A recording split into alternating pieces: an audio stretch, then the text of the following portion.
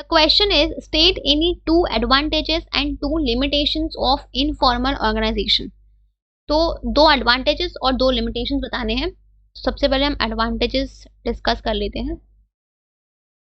अगर हम बात करें advantages की तो क्या advantages होती हैं आपकी informal की. पहला है आपका faster communication.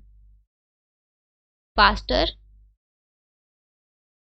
कम्युनिकेशन. अब हमें पता है कि जो हमारा इनफॉर्मल ऑर्गेनाइजेशन है यहाँ पे कोई डिफाइन या कोई फिक्स्ड लाइन ऑफ कम्युनिकेशन नहीं होता है.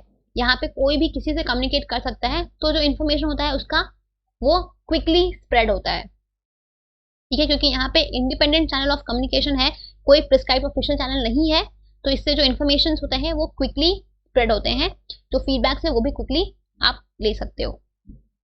राइट, तो आपका ये पहला एडवांटेज है. ठीक है, दूसरा क्या है आपका, तो ये आपका लोगों के सोशल नीड्स को पूरा करता है. Fulfils social needs. अब हमने मैस्लो की आपने नहीं शायद नहीं पढ़ी होगी ना, एक मैस्लो की आगे की चैप्टर्स में, डायरेक्टिंग चैप्टर में आप पढ़ोगे. मैस्लो की थ्योरी है, ठीक है, मोटिवेशन थ्योरी. उसमें हमने अलग अलग नीड्स के बारे में आप पढ़ोगे. एक ह्यूमन की क्या क्या अलग अलग नीड्स होती हैं आपकी वो लिखी हुई है. तो उनमें से एक होता है आपका सोशल नीड्स. ठीक है, तो जो आपका इनफॉर्मल ऑर्गेनाइजेशन है ये ह्यूमन के सोशल नीड्स को, कि हमें सोसाइटी में, हम जिस सोसाइटी में रह रहे हैं वहाँ पे हमें रिश्ते चाहिए होंगे ना, दोस्त फ्रेंडशिप हमें चाहिए होती है, रिलेशनशिप्स हमें चाहिए होती है अपने सोशल नीड्स को पूरा करने के लिए. तो ये जो आपका इनफॉर्मल ऑर्गेनाइजेशन है ये आपके इंडिविजुअल के सोशल नीड्स को पूरा करता है. क्योंकि फॉर्मल में तो आपको दिया गया कि हाँ ये आपका बॉस है, ये आपका सुपीरियर है, चाहे आप पसंद करो ना करो, आपको कौन से कम्युनिकेट करना है उसके अकॉर्डिंग. बट इनफॉर्मल में आपको जिससे आपका लाइकिंग मैच हो, जिससे आपका म्यूचुअल टेस्ट लाइकिंग हो, जहां से जिसके साथ आप अच्छे से आपका फ्रेंडशिप डेवलप हो, आप सोशली इंटरेक्ट कर सकते हो, जिसके साथ आप कंफर्टेबल हो, आप उसके साथ कम्युनिकेट कर सकते हो. राइट, यहाँ पे कोई आपको ये नहीं कि हाँ ये आपका सुपीरियर था, आपको इससे ही बात करनी है, आपको इससे कम्युनिकेट करना है, ये चीज आपकी नहीं होती है. यहाँ पे आपको जिससे आपका मन करे आप उसके साथ कम्युनिकेट कर सकते हो. अपनी म्यूचुअल टेस्ट, अपनी म्यूचुअल लाइकिंग के अकॉर्डिंग आप अपने अकॉर्डिंग लोगों से कम्युनिकेट कर सकते हो. राइट, तो यहाँ पे इससे क्या होता है, इससे आपका जॉब सेटिस्फैक्शन जो है वो इनहेंस होता है, एक सेंस ऑफ बिलोंगिंगनेस आती है. अब जैसे फॉर एग्जांपल आप ले लो कि अगर किसी ऑर्गेनाइजेशन में आप जा रहे हो, वहां पे अगर कोई आपको आपके शहर का मिल जाए, आपको आपके जगह का मिल जाए, तो आप उससे इंटरेक्ट होंगे कि हाँ भाई ये मेरे शहर का है, तो एक सेंस ऑफ बिलोंगिंगनेस आती है. राइट, तो यहाँ पे ये जो आपका इनफॉर्मल ऑर्गेनाइजेशन है ये आपके सोशल नीड्स को पूरा करता है, ये आपके साइकोलॉजिकल नीड्स, सोशल नीड्स को पूरा करता है. ठीक है, तो ये आपका एडवांटेजेस हो गए. अब हम बात करते हैं लिमिटेशंस के.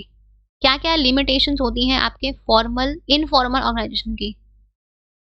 जस्ट अ सेकेंड रुक जाओ. लिमिटेशंस,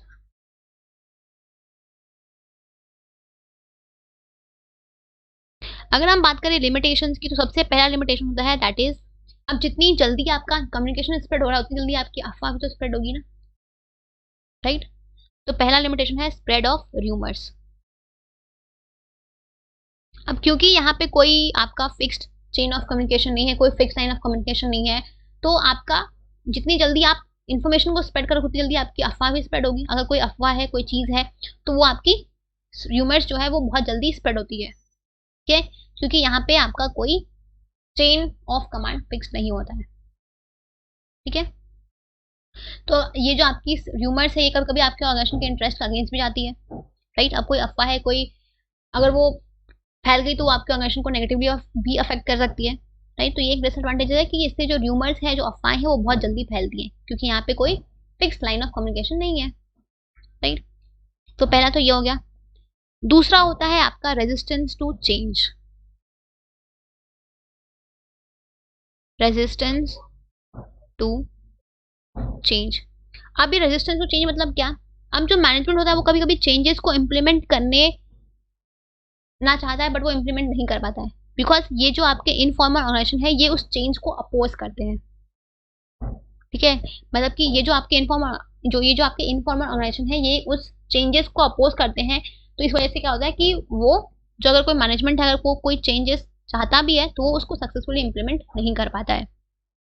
ठीक है, जिससे क्या होता है आपके ऑर्गेनाइजेशन का जो ग्रोथ है उसमें रिस्ट्रिक्शंस होते हैं, वो रुक जाता है या फिर उसमें डिले आता है. राइट, तो ये होता है आपका, ये आपके दो लिमिटेशंस हैं इनफॉर्मल ऑर्गेनाइजेशन की. ठीक है, So you have to write any of the two limitations, any of the two advantages of the informal organisation, जो भी आपको याद हो, जो आपको सही लगे आप लिख सकते हो, चलेगा। ठीक है।